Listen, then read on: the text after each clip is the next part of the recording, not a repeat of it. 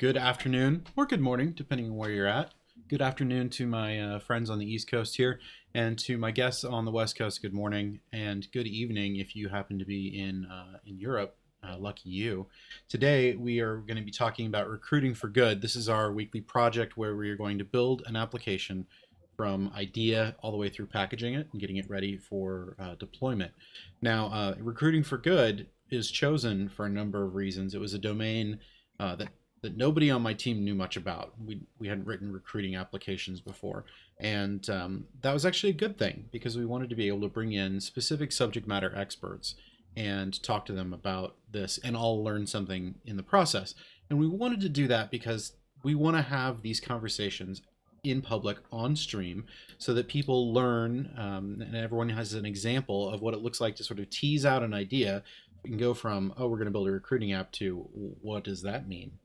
So today with me, I have a very special guest, Lindsay Meyer, and rather than try and introduce her myself, I'm going to say she's a recruiting genius and ask her to say a few words about herself. Hello. So yes, my name is Lindsay Meyer. I have been in the staffing industry for about 11 years.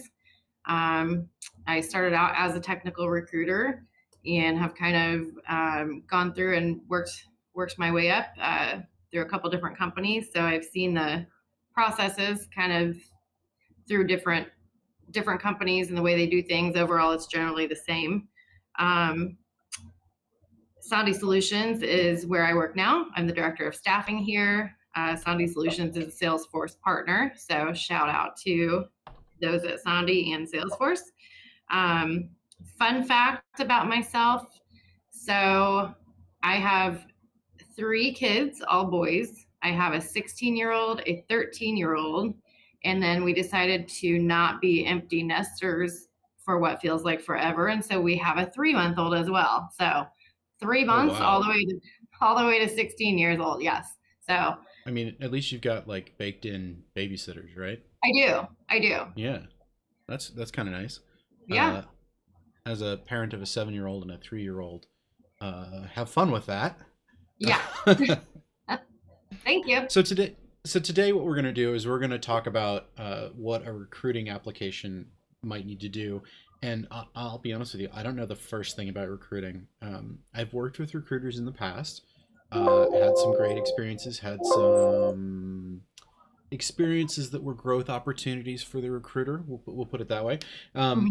But when I think about a recruiting application, I can only tell you the bare basics of it. We need a way to like list jobs and then allow other people to apply for those jobs. But that seems overly simplistic and not a great starting point. So I thought what we might do is sort of walk through your experience of how recruiting works and then talk about what parts could be helped by an application and then what kinds of, like, not feature level things, but sort of overarching processes and things that might be automatable with a recruiting app. Okay. So with that said, like, how does recruiting work? So the way that it works is there's 2 sides. There's the sales side and there's the recruiting side. So both sides cannot function without each other. So the first thing that has to happen is the salesperson or account executive or whatever you want to call the people that go out and get the job orders. They have to go do that first. So they're going to clients or leads of theirs, and they're going and they're saying, what are your pain points and what kind of people would you need to get into your organization in order to make it better, right? So Sondi Solutions, for instance, is we do IT staffing. So we would be going to clients and saying, what are your IT needs? And talking to anybody from their director of IT to a team lead or a manager. So that person gives a job order essentially to the salesperson. And then the salesperson takes the first step of putting that into this application so that all the recruiters then can see that. So then the So recruiter. let me stop you right there and just ask a Yep. clarifying question. A job order is basically a job posting. It's the competencies and skills required for success in that job, along with sort of like contract for the recruiting company to find someone for that job? Yes, so but it's more than that because we have to think upfront about everything that a candidate will want to know. So we have different. So we have in the CRM or applicant tracking system ATS that we use, we have all the fields in there of everything that a salesperson has to capture for the recruiter to be able to work the job effectively. So for instance, yes, we need to know what kind of the role, which is the day-to-day job, what that is, then what the required skills are. Then we also want to know what are some desired skills. So let's say that a person on paper has all these required skills. Well, that's great. But if we found somebody that then went a little bit further, a step further, if they had this one thing on their resume that's extra, that would make you want to interview this person, what would that be? So we try to go beyond just the required, and it could be as simple as if they've worked for this certain company, then we would love to talk to them, or if they have a certain degree, or it could be anything. So that, and then we also have to know what is it going to be a contract position? Is it a direct placement? Are you open to both if candidates prefer one over the other? What's your budget like? Placement. Mm-hmm. So we do like full-time hire. It is. So we do both. Okay. So someone may say, well, this is for a go live that we're doing. And so we only have 6 months of work. And once we go live, then we won't need these people anymore. So it's a contract. Or we only have this amount of work, or we'll need this person for a year. Other times they say, this is a position where someone has left and this will be someone we always need. So we want to do a direct placement and hire someone as their permanent employee. So then if it's a contract, the person is on the Sandy Solutions W-2, but they work on site at the client site. And if it's a direct placement, then we are just kind of handing over resumes, and they're, we'll schedule interviews. And then when they hire the person, then they are that client's employee. So it almost sounds like there's two kinds of recruiting. One in which your firm is providing staffing augmentation, and another one where you're actually finding people to go work at the company that hired you. Is that fair? Yep. Okay. Yep. Okay. So a job order has all of that information. It's going to have the required skills, the desired skills, what the role is. It's going to have, is it contract or direct placement? We are talking, the money. Okay. So let's do, I'm going to say pay and benefits. Yep. And then also whether it's on-site or remote. These days, a lot of people since COVID, they want remote only. So we have to know that up front for when we're talking to candidates, because they'll ask every time. Yeah. Okay, that makes sense. Yep. And all that goes into the job order. So yes. Part of the sales side is to help tease all this out. One of the things we've talked about in doing Recruiting for Good as our application is putting together our job requirements, our role and required skill, that document that candidates see that says whether or not they're interested or qualified for a role, in the form of something called a V2 MOM. Now, that's a Salesforce specific creation, but it basically lists the values, the vision, the values, the methods, the obstacles, and the measures of a job, and it helps define what success would look like. So does that sort of, do you think that sort of document, that sort of idea jives well with what a job order is? I think so. Yes. There's just a lot of black and white things we need, that there's no gray area, for the money, for instance, right? So right. And a start date. When does this person start date? Yep. Or we also like to know who our competition is, or maybe not necessarily who it is, but how many people in let's say in Indianapolis we're competing against, because we like the salesperson to find out if we could have it exclusively to work.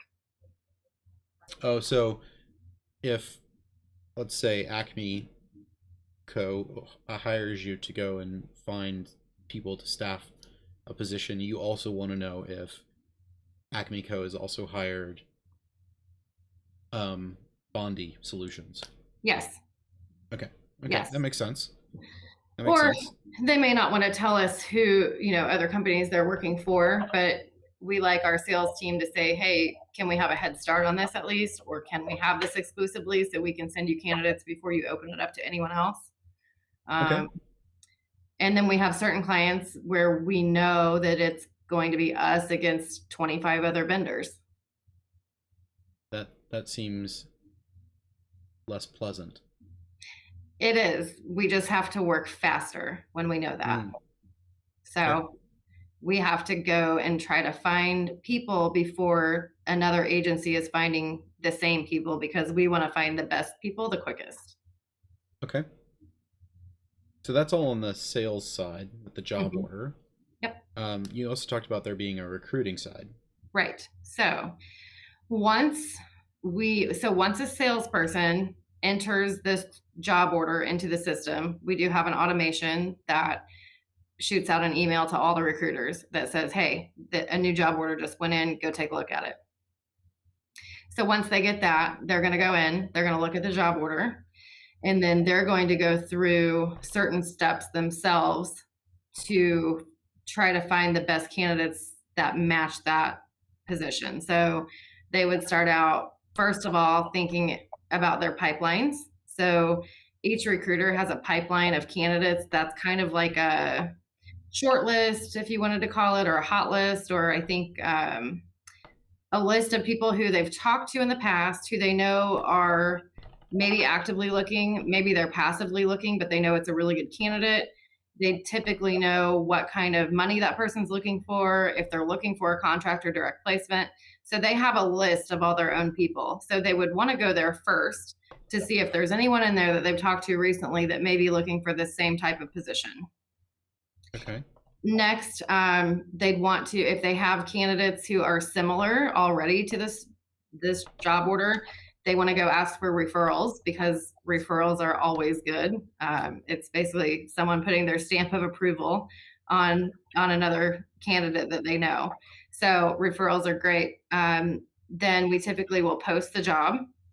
So we'll post it on our website, or we'll post it on, LinkedIn.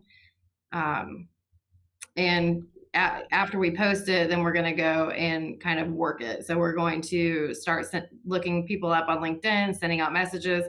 We also have, so if you're talking about creating an app like this to recruit from, or kind of an applicant tracking system, ours, and I think most of them have the ability to recruit from there. So over the years, we have entered so many resumes and candidate profiles inside of our applicant tracking system.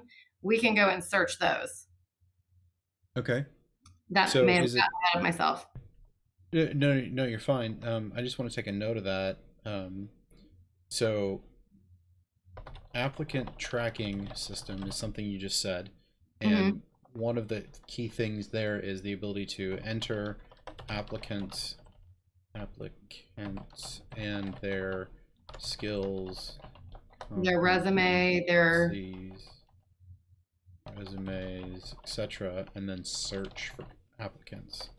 Yes. So we have it's called Power Search, and we can go and we can type in, let's say we wanted to type in .NET in Azure. Then it would pull all the candidates that have those in their resume that are in our database. And we have thousands of resumes in our database. So those are then essentially warm leads, because a recruiter has entered those. So when we call these people, they've heard of Sandy Solutions. They know who we are. They know what we do. One of us has talked to them in the past, rather than when we go to LinkedIn, we're sending out messages, but some people may not be looking. They may have never heard of us, which is fine. They may not know exactly what we do. So we're sending a message out to explain all that, but it might be quicker to search first within our database of people that already know us. So people in your database, let me just make sure I understand, because one of the experiences I've had with a recruiter that was, let's say, an opportunity for growth for the recruiter was, I was contacted a couple weeks ago for an entry-level PHP position, and I haven't written PHP in over 10 years professionally. and I dare say I don't think I'm at the entry level anymore. Right. Uh, and I'd never heard of this recruiting firm. I'd never talked to this person before. It was entirely a cold call. And so your applicant tracking system exists in part to make sure you're not making cold calls, that you're making calls to people you've already talked to.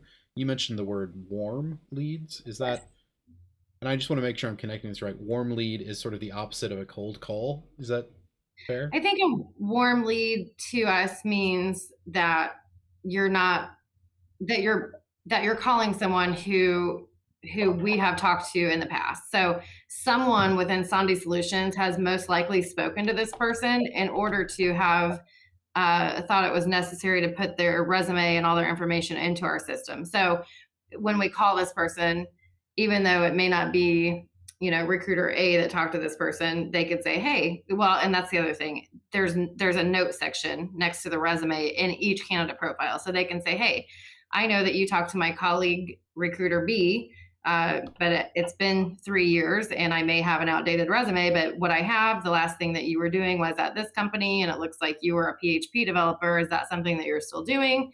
I'd like to get your profile updated within our system if you're looking for something new.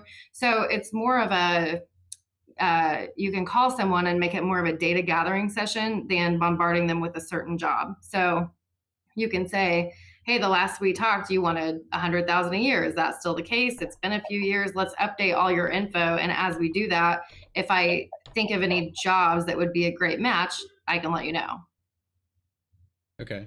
So that's, I want to make sure I'm taking notes here.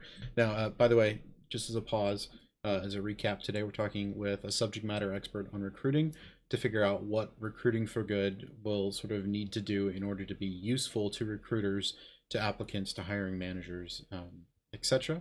And we are talking with Lindsay Meyer, who is a recruiter bar none. And she's been giving us some things, and I've been taking notes. These notes are publicly available. So if you look at the stream description, you'll find a link to a Quip document. That Quip document is this thing that I'm typing in, and it's our show notes. And after the show, I'll clean it up a little bit, fix typos, that sort of thing. But this is where we're taking notes and writing down the wisdom that we're gathering from Lindsay. So I want to encourage you to tune in. You can ask questions on the show notes as well as in the chat. If you've got questions for Lindsay or I, reach out on the chat and we will do our best to answer them. Or if we don't have the answer, we'll at least try to give you a funny, nonsensical answer. So with that said, let's get back to this. You're talking in the warm leads for your applicant tracking system. You're wanting to do that to gather data rather than bombard them with specific jobs.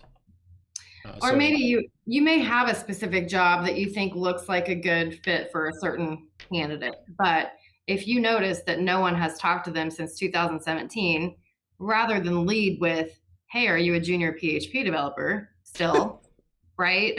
Then at least you have the notes there that show the last time they were contacted, so you can probably assume that their resume is not up to date. Now you could then go to try to find them on LinkedIn, see what's changed with their job history and things like that. Or you could just give them a call because we would have their phone number, or at least an email address to be able to shoot them a message and say, hey, I'd like to get some updated information from you if you're looking for something new. We also are going to ask things, if we're updating information, we're going to try to ask, what kind of salary they're looking for so that we know in the future not to call them about jobs that are beneath what they would even be looking for. Or, we want to know why they're looking to leave where they're currently working, and what's going to make them want to take a leap to a new job. Or are there some deal breakers? Is it, I only want to drive 10 miles from my house, or I only want to be remote? So all those kind of data gathering points is what we're looking for. Okay, so I have to pause there and ask what'll hopefully be an interesting question here. That sounded an awful lot like those stories you hear of the writers on entertainment contracts, like I want a bowl of green M&Ms. So let me ask you this: what is the strangest, like requirement you've gotten from a candidate about, only wanting to drive 10 miles or wanting Argyle socks on the first day? What is an example you've got? Nothing really strange. We did have one where a candidate would not take a job if she could not ride her bike to work. That was one where, and she didn't live super close to any major place where there would have been multiple jobs. So trying to call about things that were close enough to her house that she would be able to ride her bike. So that one, But but that's a great thing to call out though, because this this idea of the applicant tracking system feels very much to me like a customer relationship management system, a CRM it system. is. And It is. but it also needs to be flexible enough to handle things like I only take a job if I can bike to it. Yep. Um, so Yep. that's a good thing to keep in mind and to try and manage there.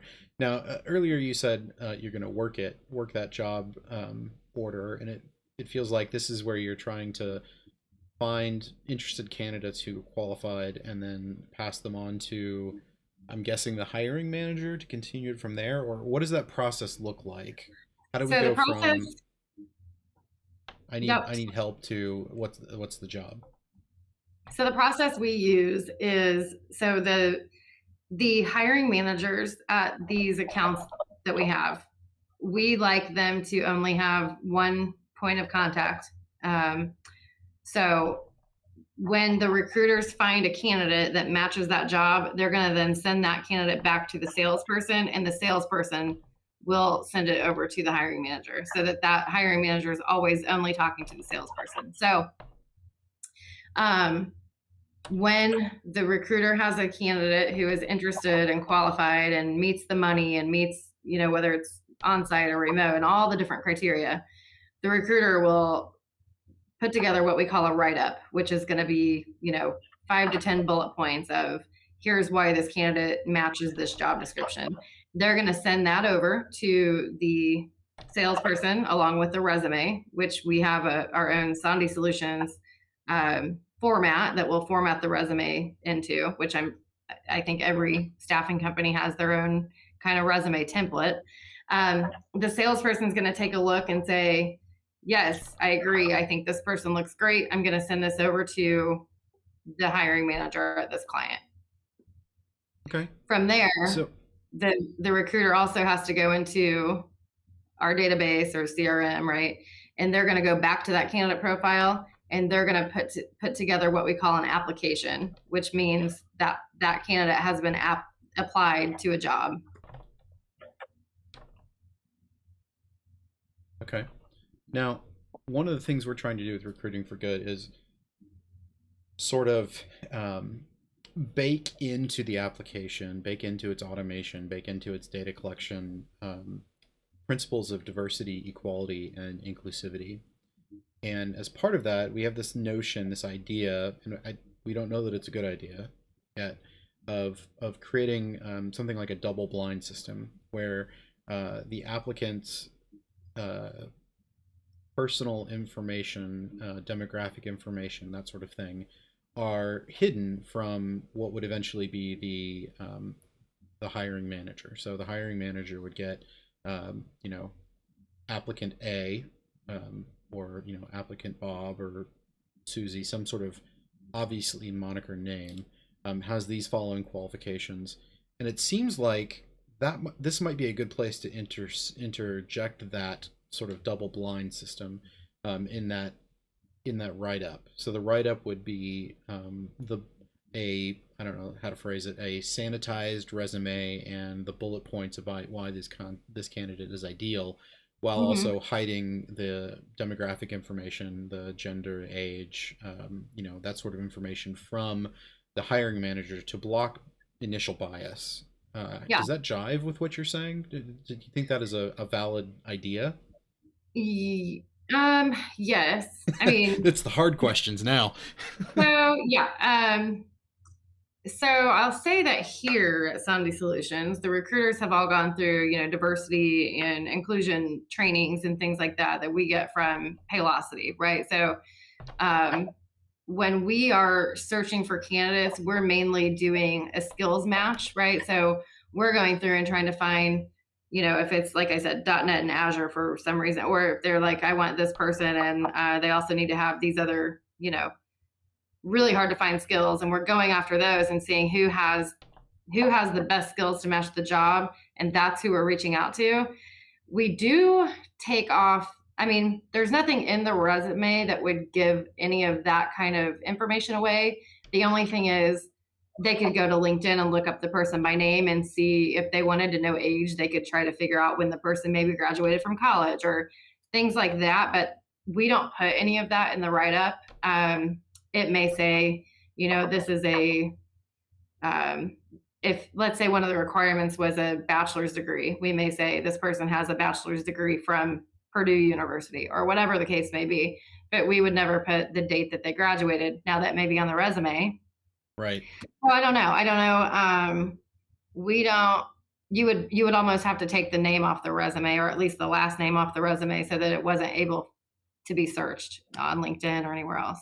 How do you feel about that?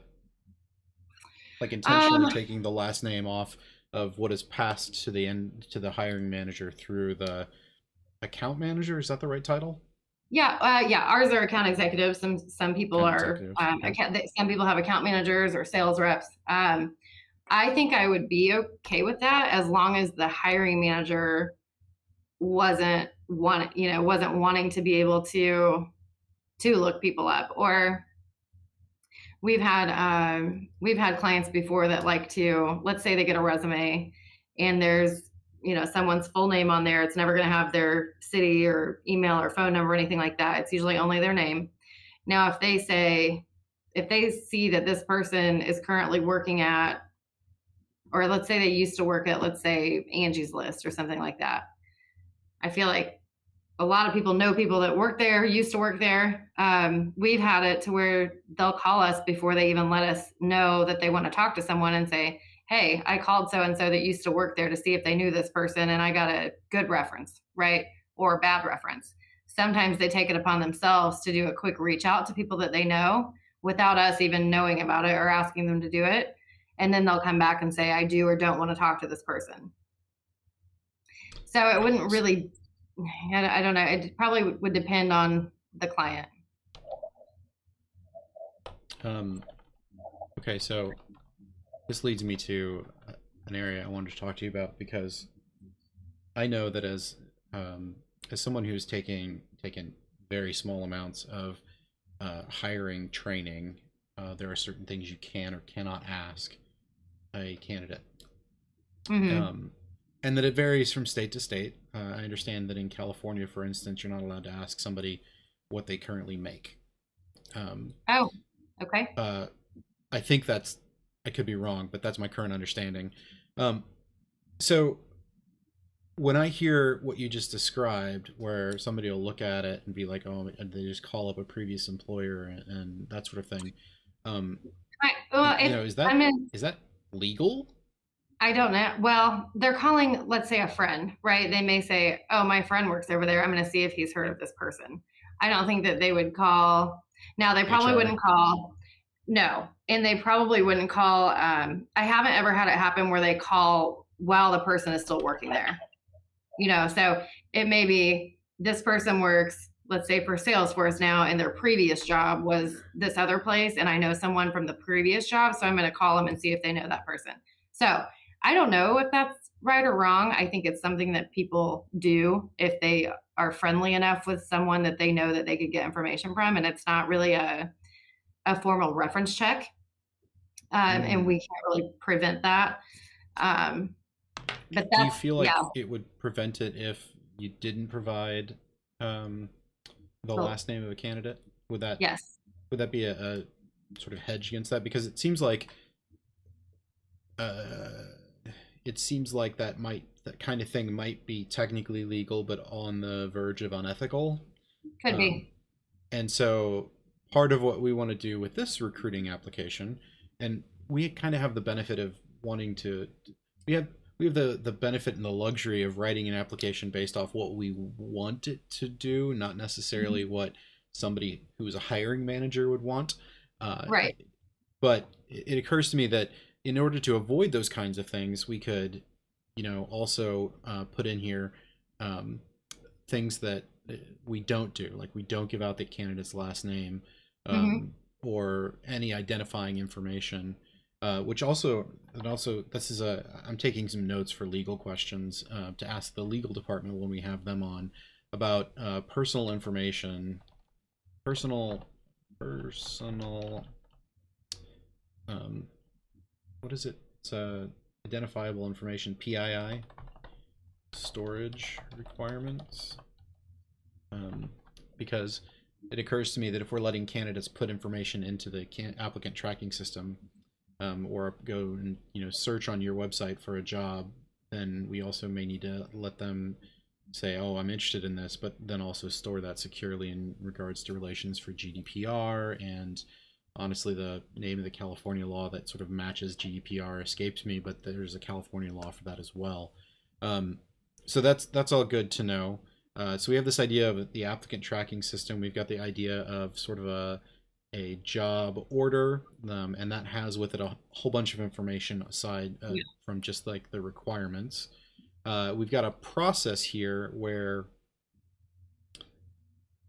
the recruiter is going to find a match.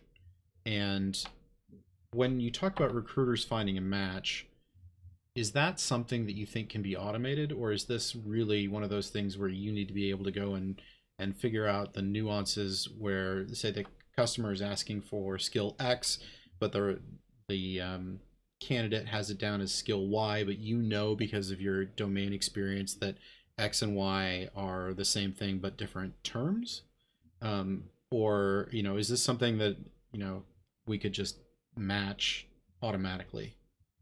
So, um, in the database that we have full of resumes, so when a salesperson puts a job order into the system, it Mhm. will auto match candidates that are currently in there, and it'll say this person is ranked as a 10 to match what these skills are that you have entered, all the way down to a 1. So there could be 50, a list of 50 candidates, where you can click on them to get to their profile that's inside our database already, and they're ranked from best to worst based on the required information that the salesperson put in. But we would never send a candidate over to our sales team without talking to them extensively to make sure that they are a fit for the job, really, to make sure all the information that we have in their application is accurate, right, and not outdated.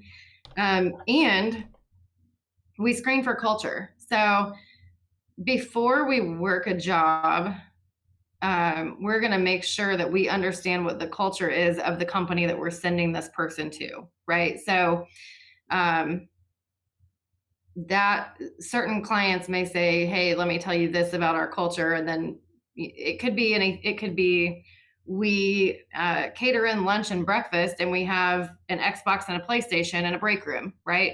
So we want to talk to candidates that are going to be excited about that, right? Or if we have a client whose product is building drones, okay, well, let's find candidates that are passionate about that. And if someone kind of meets the job description but they don't really care about drones, they've never flown one, they could care less, maybe that's not the best fit, right? So we want to talk to people on the phone and dig in deeper even than the requirements to make sure that they would like the job, stay there, and they would be someone that our client wants to work with because they have the same kind of passion about the product or the system or the software, whatever it is that they're doing. So there still needs to be um, There has to be a personal touch even after the automation. okay. Now, heard you said you filter for culture, um, and earlier this week I was listening to somebody and they were talking about recruiting, that sort of thing, and they pointed out that culture isn't really a skill or a competency, um, and so that can be an area where bias creeps in. And I remember hearing that and thinking, I never thought about it that way. Um, And so, as a professional in the recruiting space, I want to ask you, um, what is the what are the benefits and risks for doing something like trying to do a culture match as well as the skills and competencies match? So I don't say culture meaning, age of someone or any kind of discriminatory factors like that. But let's say, I think candidates think of culture a lot of different ways. And let's say that we talk to someone and we say, what's a driver for you? What's going to make you make a move? And they say culture. We're going to ask them to elaborate. And sometimes they say, I want a place that has a really good work-life balance and that takes it seriously, that people are happy, and so they do team building events. Okay, so that's going to be a different kind of person than someone that says, I like a culture where I'm a heads down developer and I can work from home 100% of the time and I don't really have to talk to anybody much, right? So it could be someone who always wants to do team building and they love a team environment. It could be someone who says, I like to be on a team of 5 or 6 people, but I feel like I'm lost if I'm on a huge team. It could be that. It could be, I want a culture that believes in, promoting from within. So I have growth potential. If I start out as a desktop support tech, are they going to help me to get certified so I can move from a tier 1 to a tier 2, or do they kind of stay stagnant, or they bring people in from outside rather than promoting? Now, these are things that they're probably going to ask in an interview anyway, but if we know up front that it is a 6-month contract with no possibility of extension and it's for a tier 1 person, then someone might not really want to take that if they're trying to stay somewhere for a long time and grow. So culture doesn't really have to mean, any kind of discriminatory thing. It really is just, if the client's looking for, I need this person for 6 months and that's it, and we're probably not going to look at extending, and then a candidate is thinking, I only want to do something for 6 months and then I want to move on, I like contracting at different places, then that might be a match, right? But we have to screen on both sides to see what the client wants and then see if the candidate wants the same thing. Okay, interesting. Um, the more I think about this, the more I think I can still see where that sort of culture match could be a place where bias creeps in. Now, I also want to say that I don't think anybody like goes into your career with the idea of like, I want to enforce my bias. Nothing like that. I just, as I'm thinking about this, because I think about it and like, so a developer says, I'd like to be a heads down dev, and they may be the best qualified candidate for a job, but the company is very team focused, and that doesn't mean that the developer couldn't work in a team environment. They may not like it, but just in terms of presenting that candidate to the potential employer, I could see where filtering out on that kind of thing would also mean maybe not presenting the best candidate, and that's a whole like unknown situation. I understand that, but I think it's worth keeping in mind as we try and build out intelligent automations and things like that might do this kind of thing. Yeah, I don't know. I don't know that I had a really like solid gotcha point there. I just am talking out Yeah. loud and thinking through that. Okay, Sometimes so too, sometimes too, it could be, if a hiring manager is going to say, I need someone to do this kind of development for this amount of time, right? Let's say we talk to a developer that says, I want to be a heads down developer and I just kind of want to be left alone. You give me what I'm supposed to do and I'll do it. Now, that doesn't mean we won't present him. We'll just have to say, hey, this is going to be on a team of 7 other developers and you're required to be in a 9 a.m. stand up every morning and you have this kind of meeting on a Friday. Are you going to be okay with that? They may say, oh yeah, right. So it's kind of more bigger, because what you don't want to happen is to put and to say, well, you have the best skills, even though you don't want to be on a team, and then to still put them there and they're on a team and then they hate it and they quit. And then we start over and have to backfill. And then the client is not getting the work done because they don't have enough people. Right. that's So fair. That's yeah, fair. there's probably a lot more thought that needs to go into it if you're building something to try to automate it. I get that. But it's not always a bad thing to find out what candidates really want. And this is a candidate market right now. So if you say, hey, this is on a team of 7 and you've got a morning stand up and this and that, the candidate may say, you know what, call me when you have something else. So Yeah, that seems fair. yeah. Seems fair. I just I'm still thinking through it all because I don't have all the answers, or really Yeah. I don't think I I'm know sure I any of don't the either. answers. But I want to have these conversations and sort of tease them out. And this is an opportunity for our audience who are developers themselves thinking about being a candidate in an application management system. Um, what would you want to make sure that was conveyed to a potential employer, to the recruiter, in terms of having your own preferences? Because while we've talked about the kinds of information that a job order would have, we haven't really spent a lot of time talking about the kinds of information that would be on the applicant tracking side, other than like a resume, that sort of thing. But I'm assuming there would definitely be things like last point of contact, contact preferences, things like at the last point of contact, what was the requested salary range, Mm-hmm. will or will not work contracts. Like the thing that I get all the time is people reach out to me and they're like, I've got a 3-month contract. I'm like, great. What do I do 4 months from now? Yeah. That kind of thing. And so we've also got to manage that part. But let's keep on the workflow here. So you present a job, a candidate to, and let me ask, do you use applicant or candidate? Because we have to, part of what we're Usually, doing is usually what? usually candidate.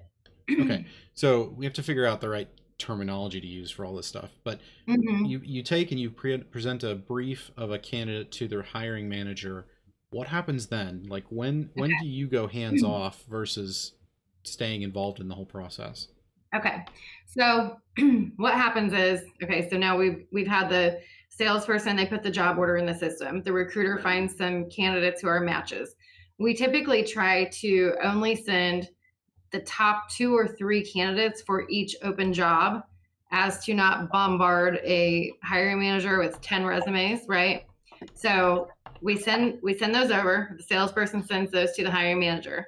Then the hiring manager tells us, hey, I like two out of the 3 of these. I like all of these. I like none of these. Start over, right? Ideally, they like all of the people that we sent and they decide that they want to do an interview. At that point, the salesperson tells the recruiters, hey, this hiring manager wants to interview these candidates. So then the recruiter then reaches back out to the candidates and tries to get, we usually get their availability for that up front, but we reach out and we say, hey, the hiring manager has time this Friday from 2 to 4. What works best for you? And then we're going to send a calendar invite to the candidate for that time. Usually, the initial one's going to be a phone or a Teams. And then we're also going to send an invite to the hiring manager. And so then that is scheduled. Then we're kind of waiting until the interview happens. After that, the recruiter is following up with the candidate to get feedback on how they think the interview went, while the account executive is following up with the buyer or the hiring manager to see how they think the interview went. If all goes well, there's going to be a next round, or they'll say, yes, I want to hire this person. If they, it always goes, if they reject everyone, either at the stage of submittal or the stage of interview, then we're going to start all over and find new candidates. But let's say that they decide to hire someone, then we're calling and making an offer and doing all the things that go along with that, which we can go through if you want.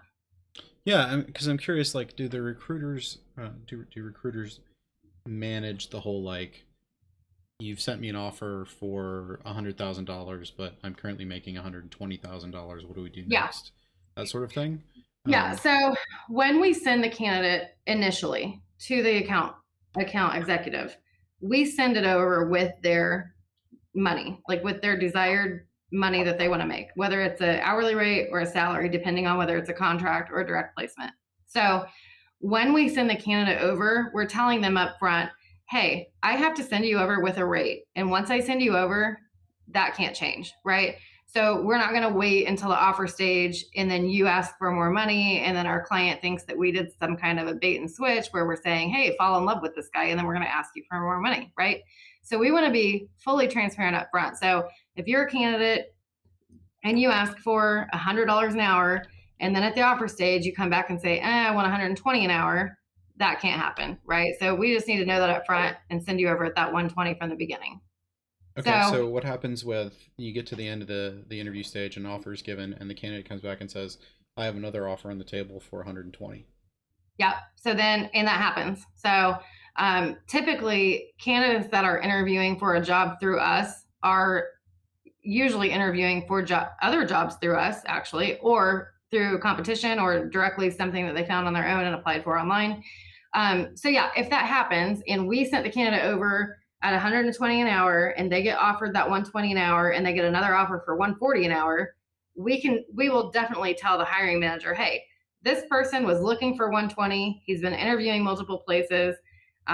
This other company knows that he's getting offers and they really want him. So they went ahead and offered 140. Do you want to try to match that? Or do you want us to find other candidates? Do you want to have another call with the candidate? And it could, then it could go a million different ways. They could say, well, tell him we'll give him another week of PTO, or tell him we'll let him be remote, or tell it, it could be a match on the money, or it could be other incentives, or it could be, hey, can we jump back on the call with this candidate and see what it would take to get him to sign with us?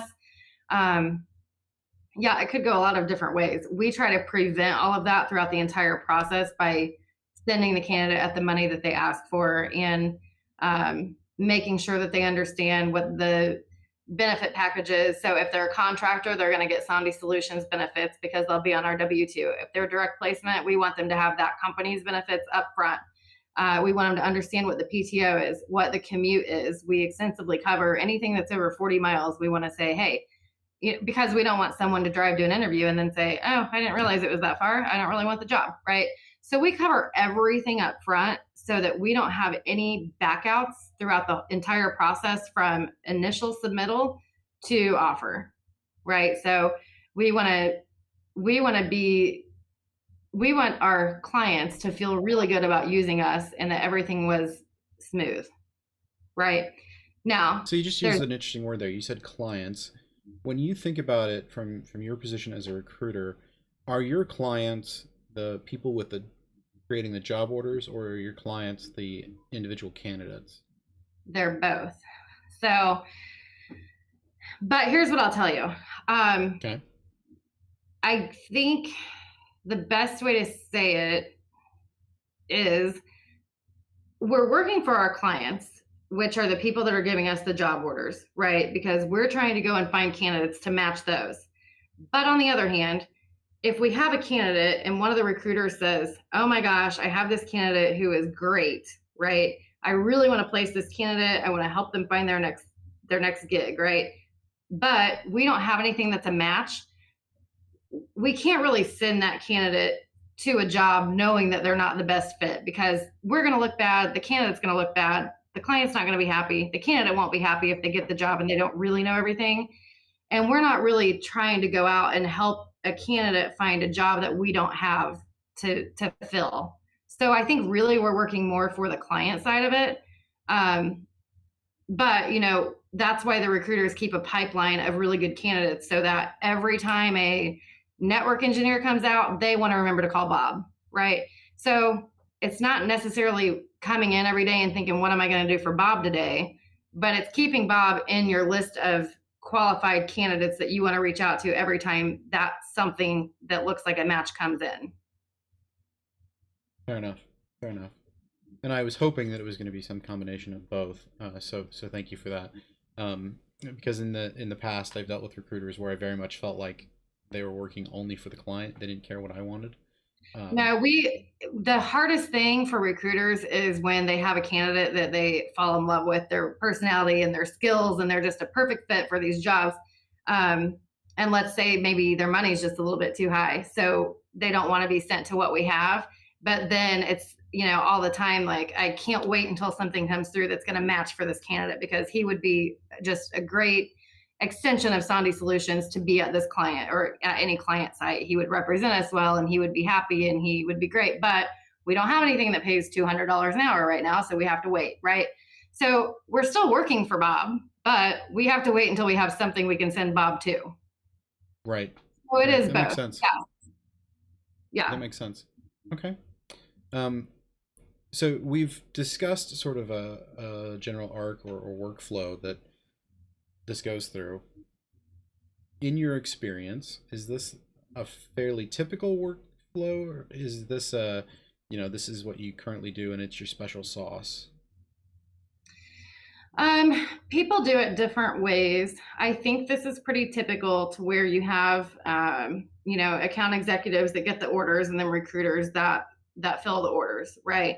There are places that have an account manager role that's kind of in the middle of those, where they kind of help the account executive manage that account. And maybe they would be the ones that did the kind of administrative work of just putting emails together to send to these hiring managers while the account exec is out doing new business development and trying to get new business. We don't use account managers right now. Maybe in the future we could do that. I'm not sure. There are other places that use sourcers who kind of go and look for candidates, and then they send those profiles to the recruiters. And then the recruiters call who the sourcer sent to them, which is kind of an extra step. We don't use sourcers right now. The recruiters find their own people, and they have networks and pipelines of people. So we do it that way. I just want you to know that I keep hearing the word sorcerer instead of sorcerer. And so in my head, you've got a whole like group of people who are in like dark basements over sorcery, yes. Pulling candidates out of a cauldron. Yeah, that would be another layer. That would be fun. Yeah, good Halloween tie-in. Yeah. Okay. So I'm hearing that the overarching workflow that we've described here, pretty common, but that we need to be flexible in that because there may be steps added or removed based on particular companies that are hiring, and maybe even like the style of recruiting, whether that's staff augmentation versus direct hires or even like internal hiring, like because we want this to also be useful as a tool for companies who are doing internal recruiting. And when I say internal recruiting, I don't mean like finding Bob who works down in technical support and hiring him to be a VP. I mean finding people to work at the company that is running this application. Do you feel like that's a good thing, like to be rather flexible in the sort of workflow steps? I do. I think that the most important thing, as AI is kind of taking off and everyone wants everything to be automated, and I just think that one of the most important things about the job on both sides, whether it's the account exec or the recruiter, is the personal touch. I think it shouldn't get lost because things are automated and you think, oh, I have this great candidate here and he emailed me and said he's interested, so I'm going to go ahead and send it over without ever talking to the person. I think that the recruiters on my team are so good because they feel like they're really close to their candidates, actually, right? So they're texting each other and calling and sending, gifts and just always kind of available to talk to each other and constantly updating on, hey, I didn't forget about you. We're waiting to hear back from the hiring manager. They're on vacation this week. We should have interviews scheduled next week. Or, just kind of constantly keeping the candidate in the loop of what's going on. So you kind of have to have that personal touch. There are recruiters out there that could have opportunity for improvement, I think is what you said earlier, that give that give other recruiters a really bad name. So we're really big on getting the candidates to trust us. And the best way to do that is to communicate all the time about everything. we have candidates a lot of times that have said, I told myself I'd never work with another recruiter. I always get ghosted. Or I told myself, unless it was an excellent job, I didn't want to hear from a recruiter. I'd go apply online by myself. Or, some people have been rubbed wrong by recruiters and they don't want to work with us. So we go out of our way to put that personal touch on it so that we have a good network of people that trust us. Okay. Would it be useful as a recruiter to be able to go into your applicant tracking system and see, okay, here's Bob, and Bob's status is cool lead or cold lead because we haven't talked to him in over a month, versus, oh, I talked to Susie yesterday, and so Susie is, a warm lead, as it were, based on the last touch point or last touch time. Yeah, I think that would be useful. I think that just because somebody is cold, though, doesn't mean that we wouldn't call them any less than we would a warm person. I think we're gonna focus on the skills match, right, and see who matches this particular job the best, and we're gonna call that person whether we talked to him 7 years ago or yesterday. Okay. Is there a point in which you retire applicants out of your applicant database? Nope. I guess if a candidate said, hey, I'm happy and I'm never going to look for another job, please don't contact me anymore, we would delete them so that we didn't contact them. But I have never had that happen. People are typically open to, even if they're not looking, they may say, hey, I'm not looking right now, but please keep me in mind if you come across something at, this particular client. I've always wanted to work there. Or, hey, keep me posted if you find anything that's over 150K, same kind of skill set, right? So they're open to hearing about things. They just want us to know what to call them about, which is nice when we know that. Okay. Would it be useful to have a place where an applicant can go log in, update their resume in your system? Yes. Say I'm actively looking, not actively looking. I'd love to work at, Bob's company or Susie's company. Okay, so a place where they could go and do that themselves, sort of keep you up to date on that sort of stuff. One thing we haven't talked about, and we've got 3 minutes left, so we're gonna have to touch on this very lightly. A lot of when I was doing a survey of recruiting applications, especially those that are built on the Salesforce platform, and one of the things that I see all the time is they're like, "Oh, we hook up to LinkedIn," which seems like it almost seems like that's table stakes. Like we have to do that in order to have a relevant recruiting application. But at the same time, that also seems like it's reinforcing all of the bad things about recruiting and getting hired that exists today. And so my question for you is pretty direct. Like, if there was not a direct connection to LinkedIn, is that just a deal breaker? No. So actually, our current database that we use, we've had for years, and I started here 4 years ago, and it's been the same one since I started. So I think it's been around since 2009, right?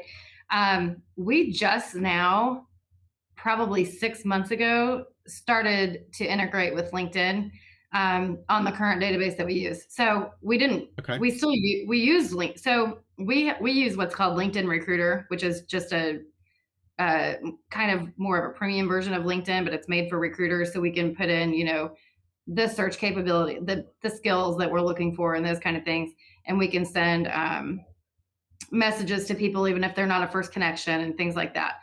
But the only integration that we have with LinkedIn now is that if we see a profile and we like it and we're going to message this person, we can go ahead and click a button that will tell us whether or not that person is already in our database. And if they're not, we can import their profile right from there. So that's the only integration that we have. So it's not like we have an integration that can go pull skills or anything like that. It's really just a way to parse a resume in directly from LinkedIn in a quick way so that we're not like downloading it to a PDF and then going and uploading it. It's just going over quickly. Okay, that's good to know. Well, again, Lindsay, thank you so much for joining me today and being a subject matter expert on recruiting. I've learned a ton. I've Oh, taken a good. bunch of notes. And like I said, to those of you who are watching from home, I will be cleaning these notes up, fixing the typos and shortcuts that I've taken, and filling out our show notes here. You can always access this document. There's a link there in the YouTube video. And I look forward to seeing you all again next Wednesday, where we'll be talking to a hiring manager. Thank you very much for tuning in, and see you next week. Thank you.